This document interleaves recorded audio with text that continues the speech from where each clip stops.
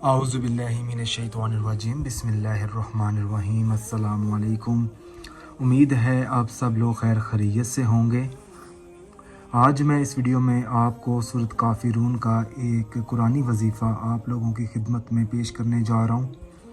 اگر کوئی شخص آپ سے ناراض ہو چکا ہے، چاہے وہ آپ کا بھائی ہے، چاہے وہ آپ کی والدہ ہے، چاہے وہ آپ کا والد ہے، چھوٹی بہن ہے، بڑی بہن ہے، رشتہ دار ہے، پڑوسی ہے، دوست ہے، آپ کی بیوی ہے یا کوئی دشمن ہے، اگر آپ چاہتے ہیں کہ وہ ناراضگی چھوڑ دے، نفرت ختم کر دے اور آپ کے ساتھ صلح کر لے، تو مقصد جائز ہونا چاہیے آپ کا۔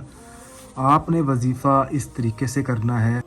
یہ وظیفہ آپ آسانی سے پڑھ سکتے ہیں، ہر شخص اس کو آسانی سے پڑھ سکتا ہے۔ بسم اللہ الرحمن الرحیم۔ عشاء کی نماز ادا کرنے کے بعد جب آپ سونے لگیں، باوضو حالت میں سونے سے پہلے قل یا ایھا الکافرون، آپ نے ہر آیت کے بعد آپ نے 111 مرتبہ اللہ پاک کا اسم مبارک ہے یا ودود، آپ نے پھر اس کا ورد کرنا ہے۔ لا اعبد ما تعبدون، اور دوسری آیت کے بعد بھی آپ نے 111 مرتبہ اللہ پاک کا اسم مبارک ہے یا ودود، اس طریقے سے آپ نے اس طریقے سے پوری صورت پڑھ لینی ہے۔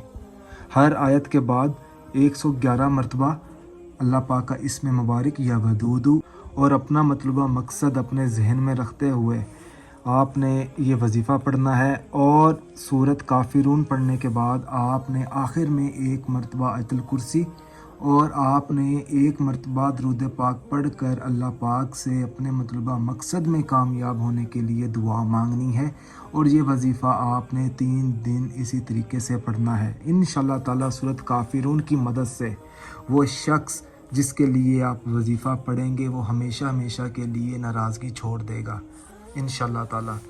اگر کوئی چیز آپ ہم سے پوچھنا چاہتے ہیں تو اس ویڈیو کے نیچے کمنٹ کر کے آپ پوچھ سکتے ہیں۔ اس وظیفے کی اجازت عام ہے، اللہ کا نام لے کر آپ نے وظیفہ شروع کر دینا ہے، چاہے وہ میرا بتایا ہوا وظیفہ ہے، چاہے وہ دوسرے بھائی بہنوں کا بتایا ہوا وظیفہ ہے۔ ہر وظیفہ نیک نیت کے ساتھ اور اللہ کا نام لے کر شروع کریں، انشاءاللہ تعالیٰ اللہ پاک آپ کی دعا ضرور قبول فرمائے گا۔